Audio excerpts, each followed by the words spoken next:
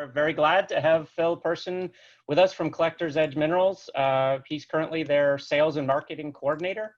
I met Phil a few years ago here in Tucson at the Gem and Mineral Show. And when the idea came up to have a virtual presentation for our AGS monthly meeting, I immediately thought of him and how great it would be to get an update on the rhodochrosite mining currently being done at the Detroit City portal, which is located near the Sweet Home mine in Colorado. And if any of you are familiar with the Sweet Home mine rhodochrosites, of which one is similar there in the middle, but I'm guessing that's actually a Detroit City piece. Yep. They're amazing, world-class mineral specimens. So Phil is a geologist specializing in mineralogy, economic geology, and igneous petrology. He's worked in the mineral exploration industry as a geologist, looking for gold, copper, and polymetallic deposits in the US and in Sweden, which sounds pretty cool, Phil. In addition, he's an avid mineral collector and enjoys helping people build their own collections. So without further ado, here's Phil. And just real quick, Mike, you can mute me now.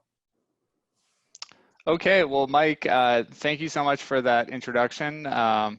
Thank you, John, as well. And yeah, I guess I just want to start by saying thank you so much to the Arizona Geological Society for this invitation. I really enjoy giving talks and speaking and, navigating this new situation that we're all trying to figure out. It's been a real bummer losing all our in-person meetings and opportunities to get together as a mineral community and as a geology community.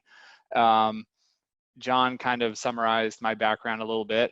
I guess I'll give a very brief caveat before I start my presentation, which is that the upside to being able to see the list of people who are watching the presentation is that I recognize a lot of friends and acquaintances in that list. The downside is that I also see a number of people who I'm sure know much more than I do about certain things I'll be speaking about. So I definitely welcome and encourage your comments and questions at the end. And I'm really gonna focus more on the overview of this project, this new rhodochrosite specimen mining project at the Sweet Home mine. And I'll delve a little bit into the geology and a little bit into the past history. But for the most part, it will be a fairly kind of shallow level, shall we say, an overview. So please, if you have some questions at the end, I'd love to answer them, or if you have a comment. So what I'll be talking about today basically is a new chapter in the story of the Sweet Home rhodochrosite mine. Many of you are probably already familiar with the Sweet Home mine. It's located in Alma, Colorado. Here we go. So here's a little bit of an overview map. You can see we're in the central part of Colorado here. So right around middle part of the state. The Sweet Home mine property is about 130 kilometers west of Denver in the Rocky Mountain region, as most of you probably know. And essentially the Detroit City Tunnel is approximately 70 meters above the former Sweet Home mine access tunnel to Mount Bross. So Mount Bross is a so-called 14er. It's a 14,000 foot mountain, 4,321 meters to be precise. And the purpose of this project, as you might guess, is to search for additional crystal pockets of these world-class rhodochrosite crystals that occur at the Sweet Home deposit. These have become famous with mineral collectors all around the world. They've been known for over 100 years now. And essentially, after the previous specimen mining project that Brian Lees, who's my boss at Collector's Edge, had concluded from about 1992 to 2004, we thought that there might be some additional targets that were worth pursuing. So that's why we decided to go back in and start the Detroit City project. So the decision to pursue the Detroit City project was due really to the significant success in mineral specimen mining that happened at the Sweet Home mine from 1991 up until the mine closed in 2004.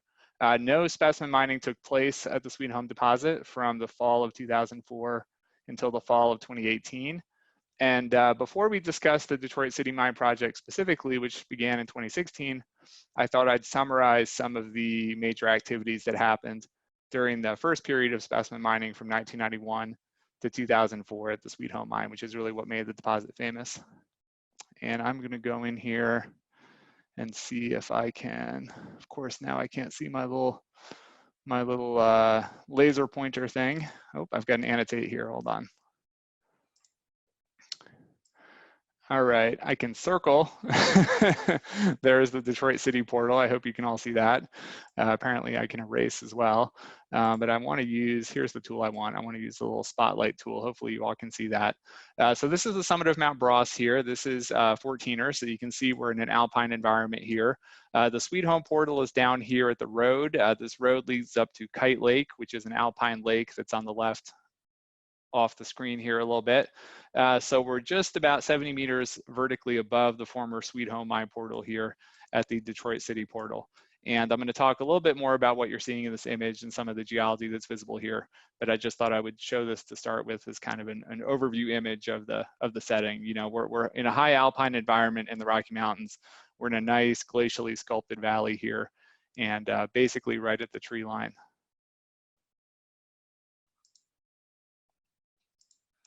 Okay, so a little bit of history of the Sweet Home mine before we really delve into the new Detroit City project.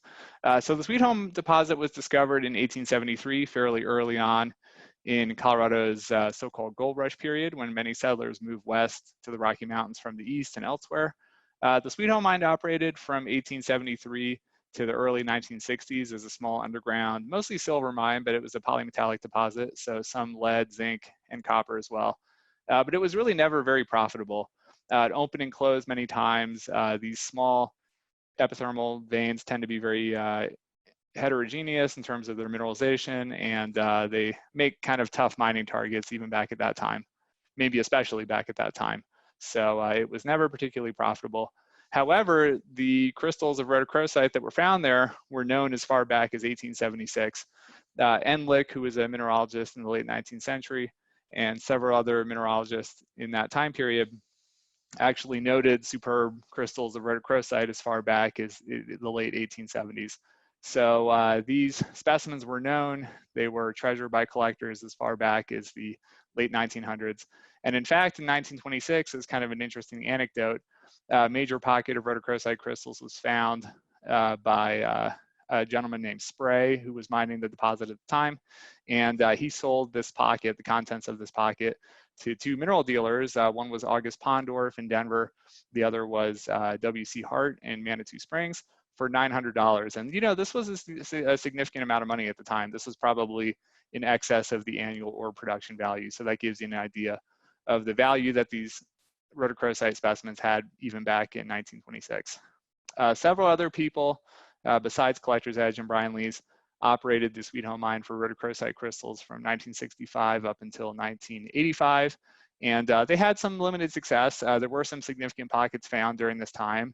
The so-called Al McQueen specimen is probably the most famous piece found during that time. You can see that on the right side of this slide. That was discovered in 1966 by a miner named Warren Good. And this piece, of course, has been in many famous collections. I believe it's now in the Houston Museum of Nature and Science. High grading, not surprisingly, was always a problem, right? When you have a relatively low value ore commodity, but you have very valuable crystal specimens, it's very hard to get miners not to steal them. So this was always a problem, and many specimens have probably kind of disappeared into the ether, so to speak, and maybe in collections or museums around the world that were found during this period. So fast forward a little bit to the early 1990s. In 1991, the Sweet Home mine was sold. Was not sold. Was partnered with Collector's Edge Minerals. So a gentleman named Leonard Beach owned the mine at the time, and he really had a dream and an idea that this mine could be reopened as a specimen producer, that it had additional potential for world-class mineral specimens. And he partnered with a young Colorado School of Mines graduate who was probably a little bit younger than me, I think, maybe around my age at the time. And him and his wife, Catherine, you can see them in the right there in front of the portal, partnered with Leonard Beach and came up with a plan to reopen the Sweet Home mine as a specimen producer. So they raised some money from a group of investors, and they were really the first people to modernize the mine, to clear out a lot of old equipment and rotten timber and things that made specimen mining difficult, and really kind of retrofit it for a modern mining operation. And the efforts of that specimen mining operation, not surprisingly, were focused basically on the extension of the targets and the veins that were mined back in the 60s and the 70s. So the initial mining didn't discover much rhodochrosite, but in October of 1991, a perfect 5-centimeter crystal was discovered. And you can see that in the lower right there of my slide, that beautiful crystal, about 5-centimeter floater. And that convinced the investors to put in a little more money, and you could kind of say the rest is history. Starting in 1992, major crystal pockets were discovered, including the so-called Alma King and Alma Rose specimens were found in 1992 from the Rainbow Pocket, and many, many more pockets were found in the next about 14 years of specimen mining history. So even though the Sweet Home mine was very successful, I think it's important to note as well that there were often fairly long periods between discoveries. You know, this kind of specimen mining project is really a sort of feast or famine operation. And it's only the very high value, unit value, so to speak, of the specimens that make this type of operation economically feasible, because the pockets are very much random in a sense. And as much as you can use geology to predict them, and I'll go a little more into that in a little bit, there's still an element of randomness, and you can go long periods without really finding anything.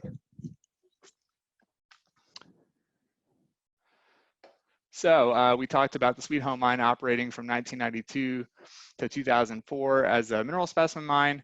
The modern value of the specimens found during this operation, it's hard to put an exact number on it, but it's definitely in the many millions of dollars. And you know, this is interesting to me as a geologist and somebody who's worked briefly in exploration and looking for ore deposits, because we think about mineral deposits as economic resources, obviously, and what the actual net commodity value of what came out of the ground is for a particular deposit. And in this sense, I think that the net commodity value of these mineral specimens was actually comparable to many other small, relatively small scale mining operations in Colorado. So it's neat to see that kind of line up with what you might expect for, say, a small base metal operation or a small precious metal operation or something like that. So what made the Sweet Home project work? Persistence obviously is important in any project. Having a good understanding of geology, good understanding of structure. This is key in any mineral exploration project, and the Detroit City, Sweet Home project was definitely not an exception here. Having a world-class resource is obviously very important. In this case, it was some of the finest rhodochrosite crystals in the world, which already had a strong market. They already were commanding high prices. And like I said, this high unit value kind of makes up for the low ore grade in a sense. I would be remiss if I didn't say something about good marketing.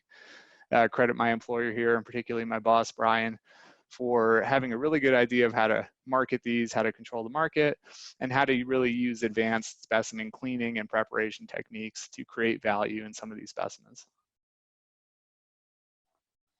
So I thought I'd throw in a slide as kind of a little aside here before we go into some geology, just to think a little bit about two deposits that have both produced high quality rhodochrosite and are actually quite close to each other, only about 8 kilometers away. The Climax mine, which you can see on the left there, and the Sweet Home mine, which we were just talking about. So the Climax mine is a huge open pit porphyry.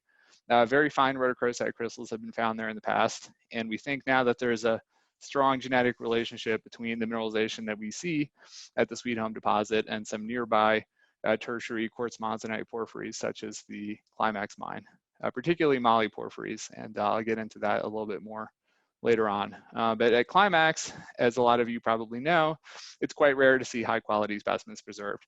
And you know, this is the nature of large scale open pit mining. This is bulk commodity. This is a finely tuned operation that relies on large tonnages of rock and precise ore grades and estimates that make this whole thing really tick economically. So the likelihood of specimens unfortunately being preserved at Climax is fairly low, but we can go somewhere like Sweet Home and we can mine a very small, much more discrete target, and we can actually recover some really fine specimens that way. So I just thought I'd show a little bit of eye candy before we go into the kind of step-by-step of what's happened at the Detroit City project. These are just a handful of iconic Sweet Home mine rhodochrosites. A lot of you probably recognize some of these specimens. I'm gonna see if I can find my little clicker again here.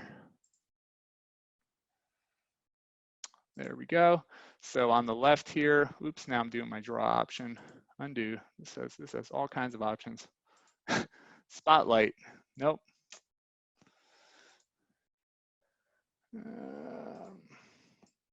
There we go. I think that's what I'm looking for. Pardon the unsightly little crayon drawing I put on the Alma Queen there. That is the, whoops. That is the Al McQueen rhodochrosite we have there on the left. I'm gonna hit my eraser here, and there we go. All right, now I think we're in business. All right, spotlight. Anyways, this is the so-called Al McQueen rhodochrosite on the left. I talked about this piece a minute ago. This is in the Houston Museum of Nature and Science. This was discovered in 1966. Big crystal. This is about an 11.5 centimeter crystal. And this was discovered in the early period back in the 60s. This is the Al McKing here. This is in the Denver Museum of Nature and Science. This crystal is about 15 centimeters on edge, huge crystal. That was discovered in the Rainbow Pocket. That is the largest high quality crystal I know of at the Sweet Home deposit period. Its pocket mate, so to speak, was this piece over here. This is the, going forward here. This is the so-called Alma Rose. This is at the Rice Museum of Minerals, Northwest Museum of Minerals up in Portland, Oregon. Big piece. You can see somebody's hand for scale here. You know, this is really the only locality in the world I know of, besides maybe a couple crystals from the Pasto Bueno district in Peru, that produces high quality cherry red rhombohedral rhodochrosite crystals that are this big. I don't know of anywhere else that does that. Probably my favorite specimen for my taste is this guy on the right here. This is the so-called snow cone specimen. This is again, a big crystal. This is about a 7-8 centimeter rhodochrosite crystal, and just unbelievable deep saturated cherry red kind of color. This guy really has unbelievable color, and this was found in the Good Luck Pocket around 1994, I believe. So just a few more beautiful rhodochrosite images before I bore you with some geology details, or maybe not if you're geologically inclined, but I wanted to include something for the mineral collectors too. This piece on the left here, this specimen is nicknamed the Wings. This is currently in the MINEV Museum in Beirut, Lebanon. Spectacular specimen. This is about an 18 centimeter specimen, and you really can't beat that contrast between the jet black tetrahedrite and this really cherry red rhodochrosite. This piece is from the Good Luck Pocket as well, I believe. The specimen here in the upper center is nicknamed Big Red. This is in the Scott Rudolph collection. Hard to get a sense of scale in this photo, but this is about a 40 centimeter piece. So just a spectacular big specimen, and really nice color as well. This piece here is nicknamed the Butterfly. You can see these two crystals in kind of a butterfly form. Again, these are big crystals. These are each about 10 centimeters on edge. This is currently in a private collection, and really beautiful piece, deep color. This piece is only about 10 centimeters compared to these big guys, but for quality, this is really about as good as it gets. This is from Graham's Pocket, named after Graham Sutton, who was and still is the main guy kind of on site and the mine manager at everything that goes on at Sweet Home. Graham's Pocket produced these unbelievable saturated, really pure manganese carbonate, almost end-member manganese carbonate rhodochrosite crystals. And again, this black tetrahedrite matrix is a really nice contrast. So fast forward to fall of 2004. The original Sweet Home mine portal was permanently sealed off at this time. So essentially, you can see on the left here, this is one last view looking out of the portal. The decision was made at the end of 2004 to suspend specimen mining at the Sweet Home mine. Essentially, it had gotten to a point where mining to additional rhodochrosite targets and the amount of rock and the amount of risk involved in getting to another potential pocket zone would have risked a lot of the previous profits made in the past 14 years. So for that and a couple other reasons, the decision was made to close the Sweet Home mine, and the site was reclaimed. So you can see in the center here, there's a dozer doing some reclamation here, a loader, and basically this is what it looks like today. So this would be the former portal right here. And today all you see is this nice contoured hillside. Everything has been replanted. This is the old mine surface building. And the Detroit City portal that we're going to be talking about is right up here.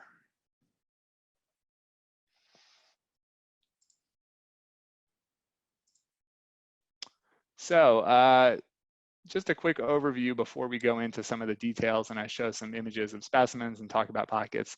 To kind of summarize what we talked about a little bit earlier, the Detroit City project is a new rhodochrosite exploration project at a new target zone for crystal pockets at the Sweet Home mine.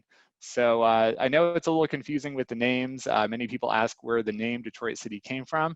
The Detroit City name actually comes from the old claim block name. So the Detroit City claim block actually included the Sweet Home claim, And Brian liked that name, and being originally from Detroit and also a big fan of vintage cars and American cars, I'd like to think it's a little more than coincidence that he picked that name. But in any case, the Detroit city name actually does have some historical precedence. So that's where that name comes from.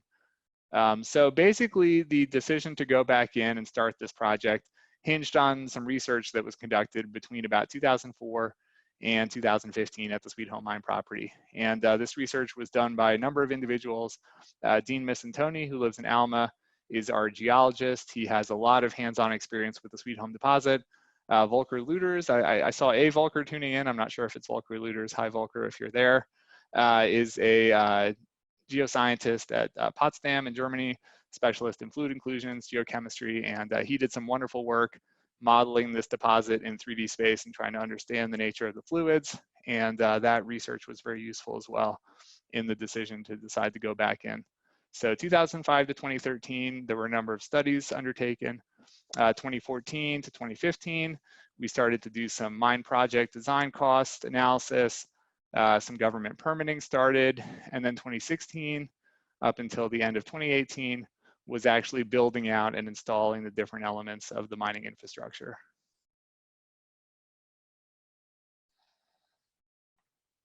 Oh, I've got my little scroller down here, forgot about that. So finally, late 2018 to the present time is when we've really been doing the fun stuff. This is when we've been exploring for our rhodochrosite crystal pocket targets. And we've had some success in that, and I'll talk a little bit about that in detail here in a minute. So going back to our initial stage at Detroit City, starting around 2005 is when we started doing some upgrading at the Sweet Home property, really maintaining the road and maintaining access, working with Dean, who you can see on the left there, to do some surface mapping and some sample collecting. Some survey work was conducted. There's 19 different mining claims that comprise this Detroit City claim block, so keeping those claims up. And again, credit to Dean Missantoni for really scouring not only the underground during the period where the Sweet Home mine was operating, but really doing a lot of detailed surface mapping, a lot of sample collection, and a lot of interpolating, as exploration geologists are wont to do, between what we saw on the surface and what had been seen at depth during the Sweet Home mine operation. So based on this mapping and this data collection, we built a 3D geological model, and we believe that this model indicated that there may be some potential for additional rhodochrosite target zones. Again, several papers were published during this period. Volker Luters et al. 2008 in Mineralium Deposita, highly recommend that paper. And then Missantoni et al. 2008 is another good paper that was published during that time. So a little bit of geology of the Sweet Home deposit. I'm not going to go too in depth on geology, but I did want to give a little bit of context here. So the Sweet Home deposit is one of thousands of mineral deposits forming about a 500-kilometer long, 20 to 50 kilometer wide belt known as the Colorado Mineral Belt. And essentially, this is a structural lineament. The origins of this structural lineament are a little bit unclear. I think it's now believed that this is related to the accretion along the edge of the Yavapai terrain originally during the Yavapai orogeny. In the Proterozoic, we had accretion on the eastern side of Colorado onto what's now the Wyoming Craton and some older Precambrian terrains.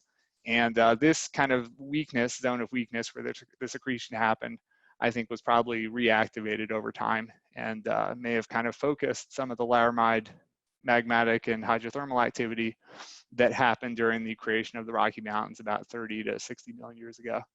So the Sweet Home deposit is relatively young compared to some other Colorado Mineral Belt deposits. It's about 26 MA, and essentially we believe it's related to hydrothermal fluids from the nearby, about 8-kilometer away, Climax molybdenum porphyry intrusion. And these fluids followed faults and fractures and deposited a whole host of metals, but typically silver, gold, lead, and zinc, and also some tungsten, and critically for our rhodochrosite, some manganese as well.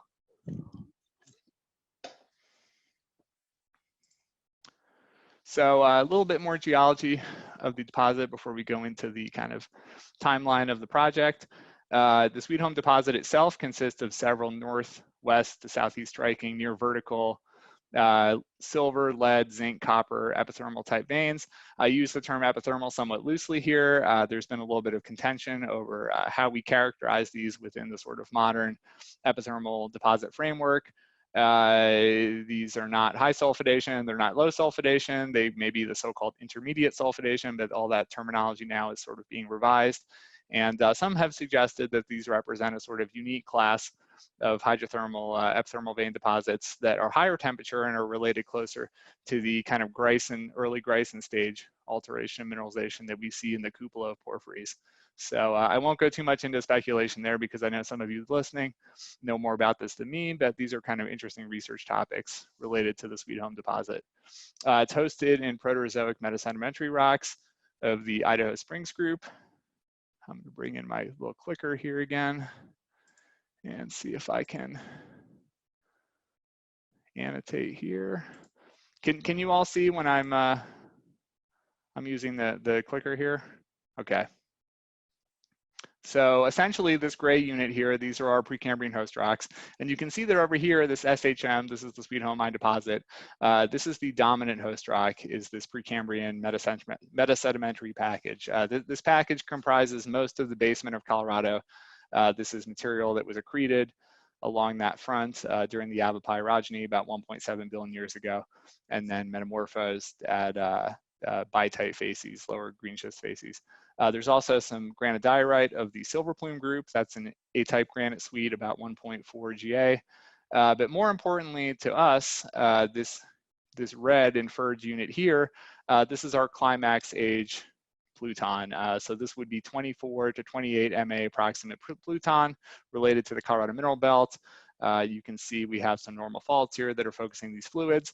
Over here at Climax, we think we have a telescoping, a sort of classic telescoping of this high silicic rock, this high silicic magma here, this quartz monzonite porphyry, and some related dikes as well.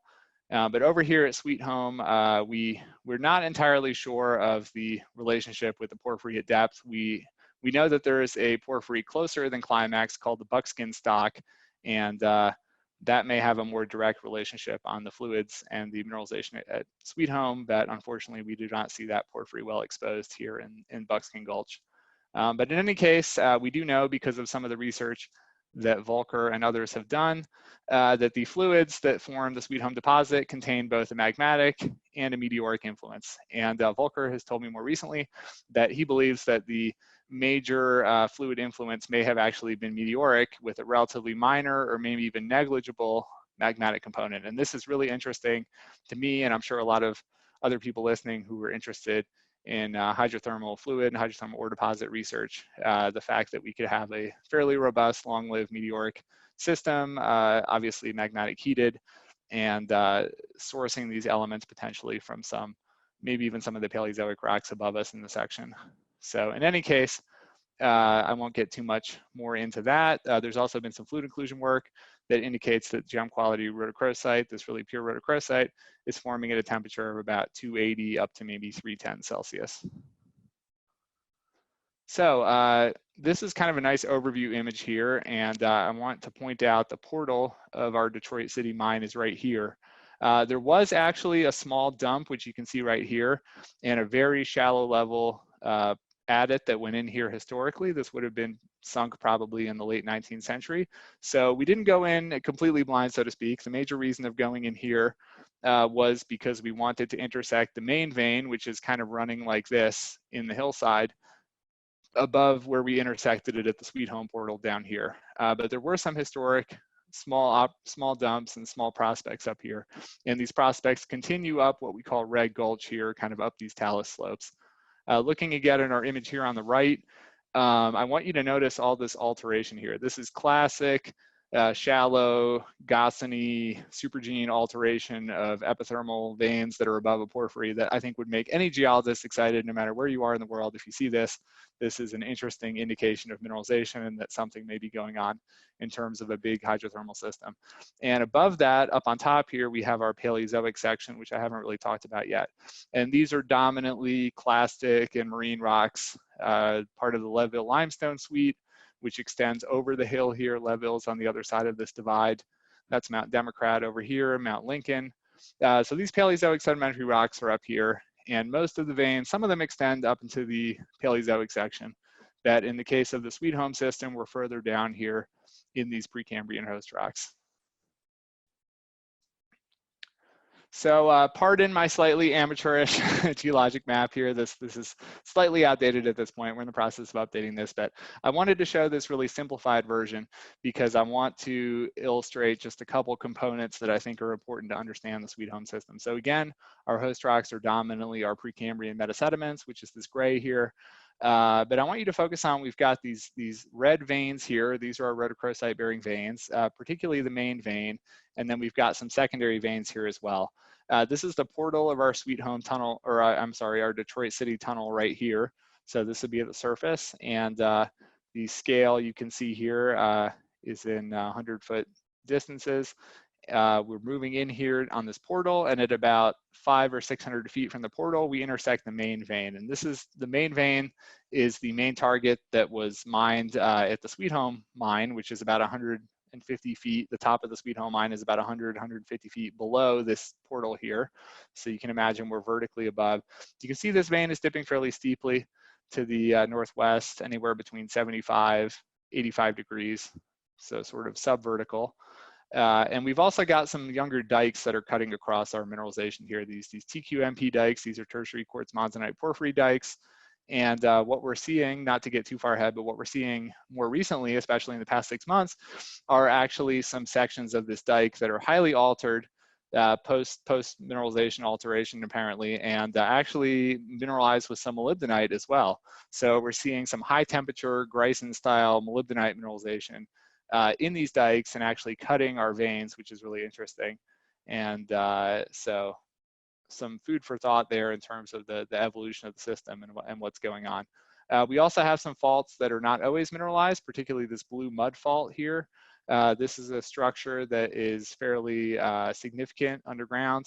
It does cut the main vein here, post-mineralization movement, and this watercourse fault here as well. The watercourse fault is mineralized in places, but not necessarily entirely. And we've also got some Greisen stage, some early pyrite veins here. These pyrite veins you can see are going at a different attitude, and these tend to be barren. These tend not to have rhodochrosite mineralization. So these veins are typically zoned. Not surprisingly, a lot of epithermal veins show nice zonation. The typical zonation we see in the Sweet Home deposit, and this photo is from Detroit City. I took this in the fall of 2018, is that you basically have a core zone of rhodochrosite plus minus fluorite, some quartz. You then have this intermediate zone here of mostly tetrahedrite and other base metal sulfides. There is some tenantite, though most of the tetrahedrite tends to be more antimony rich. You do have some tenantite a little bit as well. Some lesser galena, chalcopyrite, bornite, and some sphalerite. And then here you can see our host rocks. These are highly sericitically altered Precambrian rocks, and you can see that they're shot through with pyrite. You have this kind of pyrite halo that typically extends around the vein like this. So very typical zoning, and you can kind of see that here in the back as well.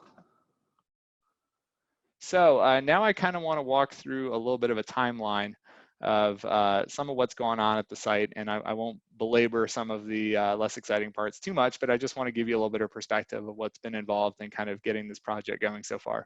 So 2016 was developing the infrastructure that we needed to kind of get things moving, especially the road. You can see here we did some work on the road. Luckily, we already had a road going up from the Sweet Home portal, so that wasn't too bad to kind of rehab that. We are putting in the mine portal structure here on the lower left. We've got quite a bit of loose talus up on the slopes here, so it's important to have this metal structure, which Graham Sutton nicely fabricated here to shield our portal. We've got our nice shipping container office with a view here, and you can see we're laying some electrical line over here as well. So that was starting in basically spring of 2016. Fast forward to 2017, this is when we really started to drive haulage tunnel to our target zone. So we did some shotcreting, we did some stabilization here. Luckily, our rocks from a geotechnical perspective are quite solid. These Precambrian, metamorphic, and igneous rocks tend to be really solid and don't require a lot of roof bolting or a lot of shotcreting, but we did do a little shotcreting here at the entrance. So further along in 2017, we built our secondary escapeway here. All mines, as you probably know, have to have a secondary escapeway, and we've got this nice little secondary escapeway here coming to the surface. This is our little structure. And we also completed our mine ventilation room for our vent system underground. Moving further along in 2018, we ended up mining about another 115 meters or so of haulage tunnel. So we moved quite a bit of rock in 2018. And most significantly, we intersected our expected mineralized veins very close to where we thought we would see them. We also did a little bit of touch-up stuff, you could say, like paving the mine portal with concrete. We installed a new compressor system, and we also installed a water recycling system. Here is kind of a neat geologic photo. You can see some of these really twisted, contorted beds in the schist and some of our other metasedimentary units, mainly biotite schist. That the foliation of this rock, as you might expect, does have a certain control on the attitude of the veins and some of the mineralization, and that's something that I think there's more work to parse that out. The kind of the structural bearing that these metasedimentary rocks that are foliated have on the mineralization. So finally in 2018, we started to mine upward to develop our ore chutes. And I'm going to show you a cross-section view in a second that I think explains this a little more. But essentially our adit reached the main vein, which you saw a couple slides ago. And once we hit that main vein, we started mining, stoping up vertically to basically mine on different levels and do kind of cut and fill type mining, almost like shrinkage stoping, modified shrinkage stoping, leaving most of our fill in place and then mining up and developing sublevels on that broken fill. So added bonus of not having to haul out a lot of material, and it's kind of a mining method that's effective for these really tight, narrow vertical veins. We did find a couple pockets on the first level. We went about 70 meters either side of the main adit, looking for pockets and looking for potential pocket zones before we went up. And you can see I'm holding a nice crystal there that I collected in November of 2018. And I'll talk a little bit about that pocket here in a minute. So here is a cross section, and I apologize, this is a little bit cartoonish, but hopefully you can get the idea. Essentially, here's our portal. We're going in here on the adit level about 450 feet. We've gone laterally on the main vein. This would be the plane of the main mineralized vein here, about 200 feet in either direction. And then we started developing this vertical stope here. We've got manways going up here, and we've got a number of ore passes. The first pocket, we just called pocket 1801. This was in early 2018. It did not, unfortunately, produce any rhodochrosite, but it did produce some wonderful sulfides. You can see very nice tetrahedrite crystal here. This is about a 15-centimeter piece. Some nice purple fluorites as well. And we've also got some beautiful large tetrahedrite crystals intergrown with galena. This is probably heretical to say, but as much as I love rhodochrosite and it's beautiful, I think the sulfides are also just as interesting. Maybe not as valuable or as exciting, but the Sweet Home mine actually produces some really wonderful sulfides. And I'm sure some of the geologists listening would probably agree. This is a big piece. This is about a 20-centimeter specimen and very respectable tetrahedrite and galena and even some little chalcopyrite crystals on there as well. So that was from the 1801 pocket. So moving along, oops, I guess we're still talking about 1801 here for one more slide. So the second pocket we hit was 1802, and we joked with the 1802 pocket. This was in the same area as 1801. You can see that I've got a little illustration here showing the location of these pockets. We joked with the 1802 pocket that we had mined so far into the mountain that we drilled through to China and made it to the Wutong mine, because the bladed habit of these crystals actually reminded us a lot of the Wutong mine. And unfortunately, this wasn't exactly what we were hoping to find. In terms of rhodochrosite crystals. It's not necessarily what the mine is famous for, but it was still a good sign to see these bladed crystals and to see some rhodochrosite and see that the vein was actually starting to open up into pockets here and there as well. So pocket 1802 was fairly small. It did have some interesting associations with the rhodochrosite. One thing that I thought was particularly interesting were some small apatite crystals. So you can see these white kind of quartz-looking grains here. These are actually fluorapatite. And there's also a couple rare phosphates that occur in small amounts with rhodochrosite, particularly svambergite and goethite occur sometimes with these little apatite crystals. So this was kind of something different. So we kept going, and luckily, just past pocket 1802 and 1803 was pocket 1803. And 1803 was a really nice pocket. Unfortunately, it was fairly small, but often the best pockets are the smallest ones. And just a couple photos here showing, here's looking into the pocket when we initially broke into it. Here's one of our miners, Chris, AKA Cheese, holding a big plate that he just extracted with a diamond chainsaw.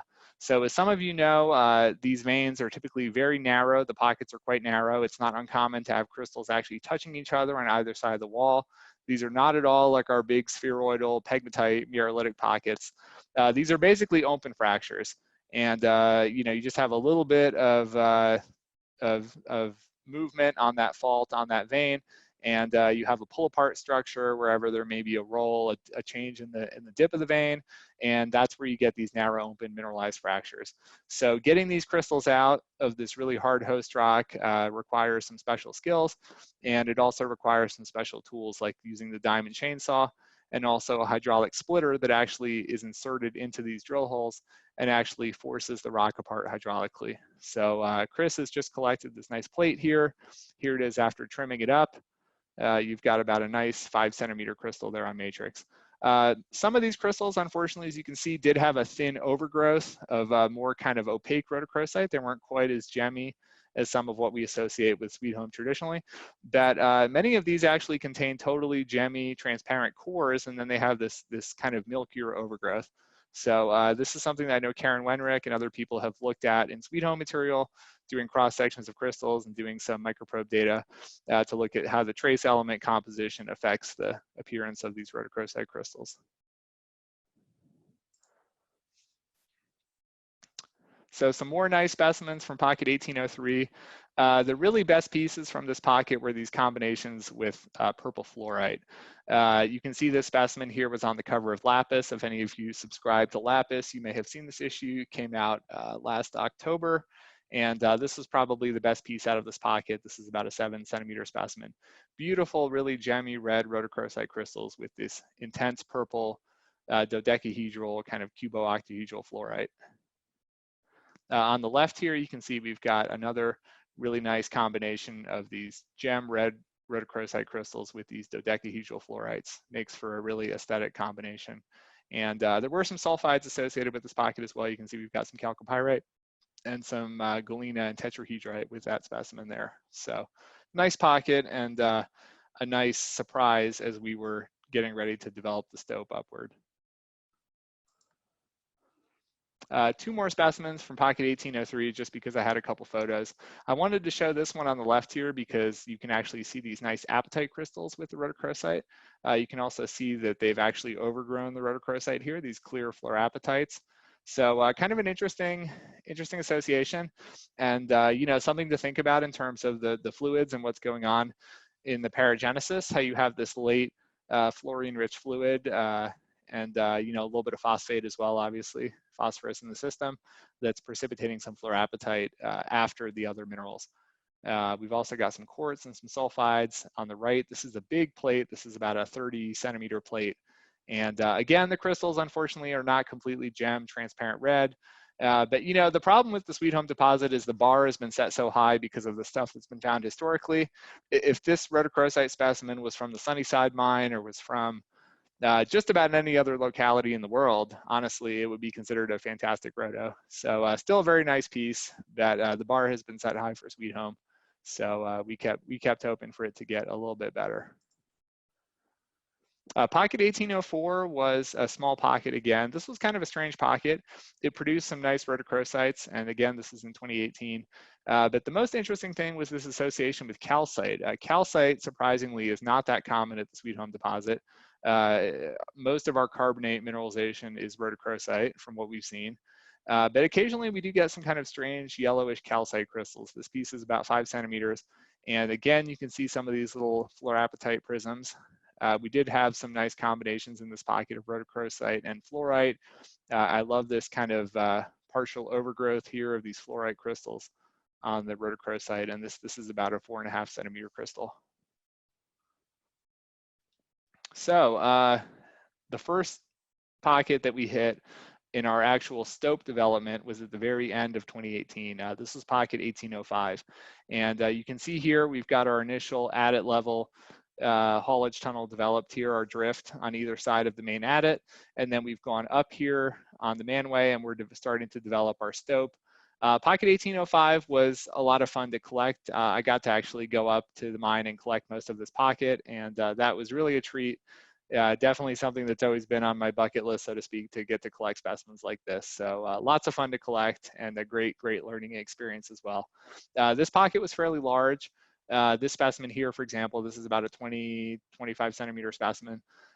So, you know, again, these crystals are not completely gem per se, but they're large, they're well formed, and they have wonderful red color. And some of the smaller ones, like this piece here, this is about a 6 centimeter specimen. You can see this crystal here is actually fairly gemmy. Some more specimens from the 1805 pocket. I was going to try to insert a video of me collecting in the 1805 pocket into the Zoom presentation, and maybe if there's questions after and I can figure out how to pull it up, I'll show that video if people want. But anyways, I thought I'd include all the still images I had of nice specimens from this pocket. This piece on the left here is associated with nice tetrahedrite crystals, and this piece in the middle here, you can see again is with this tetrahedrite.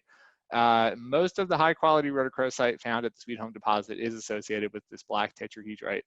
This was the major ore mineral during the silver mining period, and it is typically the major sulfide mineral in the richer parts of the vein, though that can vary a little bit. So a nice combination with fluorite. On the right, we've got another nice rhodochrosite crystal on this tetrahedrite matrix. So moving forward to 2019, I thought I'd make a little note before we talk about 2019, as a lot of you might imagine. Mining for rhodochrosite in the mountains of Colorado during the spring can be challenging. The weather does not always cooperate, as you might imagine. This photo here on the left, this is I think sometime in April. So, you know, this isn't even the dead of winter. This is moving into what's supposed to be spring. That might have even been May. And I think this photo is actually in May. So we're up at tree line. You know, we're dealing with often unpredictable weather and difficult conditions. And, you know, even spending a little bit of time up here as somebody equipped with all the modern conveniences that we have in mining and in geology, it gives you a lot of appreciation for what the old timers went through. And, you know, respect for these guys who tromped up these 14,000 foot peaks back in the 1900s with a burrow and a pick and mined some of these deposits. So we did deal with some weather. 2019 was a pretty big snow year, but luckily the snow did melt eventually. And we got back to some beautiful weather. This photo is taken in the summer of 2019. We actually had a camera crew come out from Jewelry Television. Brian knows some of the Jewelry Television folks.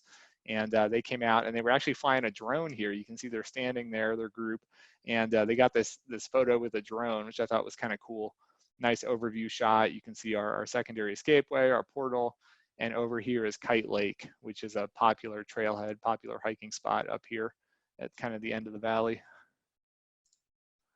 So the 2019 mining season started off around the beginning of May, end of April, beginning of May. And, you know, something I want to point out here and something that's not going to be a surprise to anybody in the audience who's done specimen mining is that often you can move a lot of rock and unfortunately not find a lot of pockets. Basically, this is 3 different lifts, and these lifts are each about 10 feet or so. So we're talking, you know, 10 by 200 feet by 10 feet. So you can do the math. That's a lot of rock to move. No significant pockets to speak of were discovered in these 3 lifts.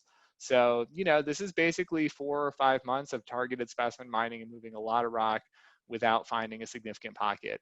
And in a sense, this is kind of the nature of the deposit. You know, it's something that was encountered back in the 90s and the early 2000s with the first Sweet Home mine operation, is that there sometimes will be periods up to 4, 5, 6, maybe even longer months between major pockets, or maybe between any pockets.